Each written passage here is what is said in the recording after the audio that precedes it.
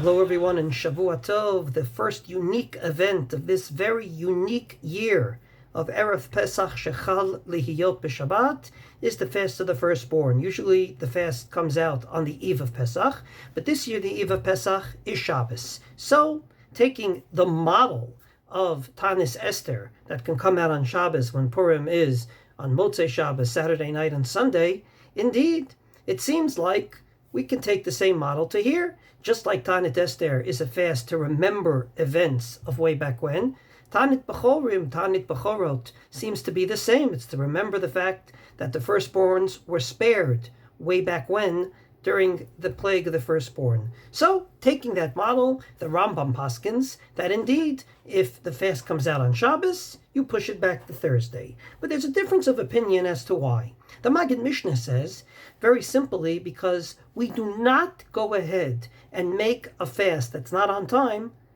on Friday.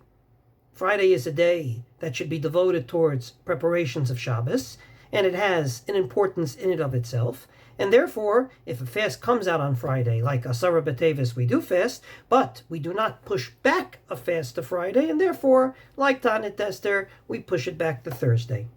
However, the Torah disagrees. He says the reason that on Tanit Esther we push the fast back to Thursday and not fast on Friday is because usually on a fast day you say that a lot of slichos in shul. Davening took a long time, and we didn't want to stay in shul so long because people have to prepare for Shabbos. Obviously, the ramification would be Tanit Bechoros. We don't have any slichos for this particular fast, so therefore, according to the Torah, there'd be no problem to do it on Friday. But according to the Maggid Mishnah, you never make a fast that's not on time on Friday, and that should be the same for the fast of the firstborn. So, lahalacha, there is not one, not two, but actually three opinions on this. The Meiri, in his famous book Magen Avot, which means defending my forefathers, defending the customs of Provence where he lived, said, we fast on Friday, and there's no problem with it.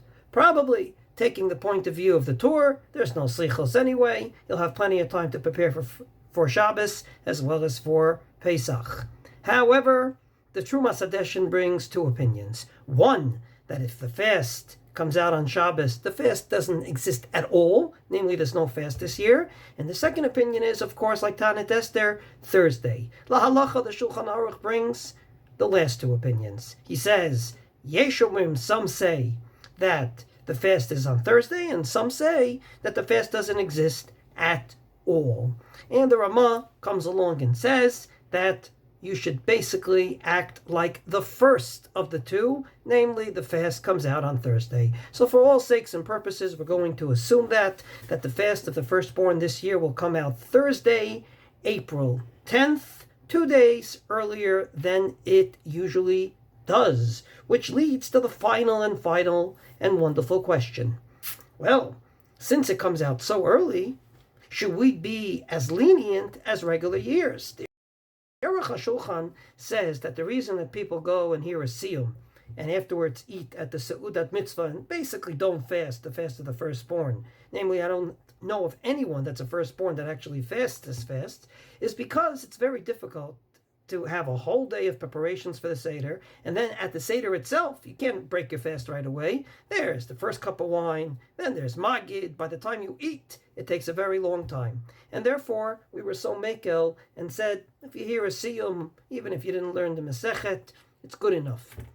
Well, this year, since it's 2 days earlier, and that night is not the Seder night, maybe we should be more stringent and tell people, well, this year you should fast. And indeed, Rav Tzvi Pesach Frank, former chief rabbi of Yerushalayim, did contemplate that. He said that since this year there is no Seder at the end of the fast, maybe we should be more machmir and ultimately tell people, well, that wonderful siyum idea, that exemption that you use every year, is not relevant this year.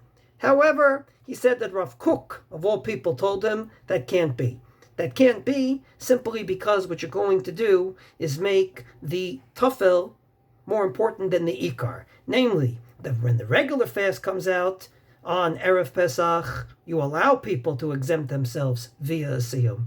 But when we make it 2 days early, namely, it's a mukdam, you're going to be more stringent? That doesn't make sense. Usually, anytime a fast is moved from its original day, we're more lenient. And therefore, he says that can't be.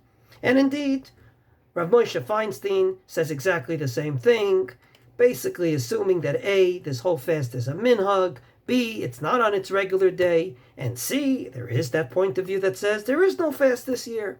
And Rav Ovadia Yosef concurs. Rav Ovadia Yosef says that even though the halacha seems to follow, as per his rules, that, according to the Shulchan Aruch at least, there is no fast this year, people should go out of their way to try to hear a siyum on Thursday, but he says you don't have to go nuts. For example, if a father usually fasts on behalf of his son, he doesn't have to do that this year. If a girl, firstborn, usually is stringent, she doesn't have to do that this year. So to sum up, the fast of the firstborn will be on Thursday, 2 days early, April 10th.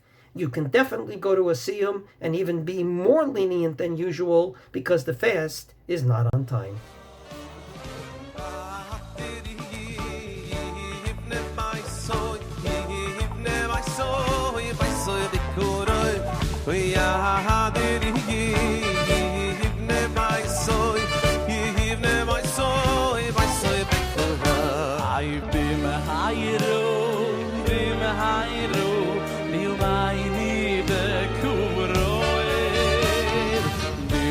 Hayro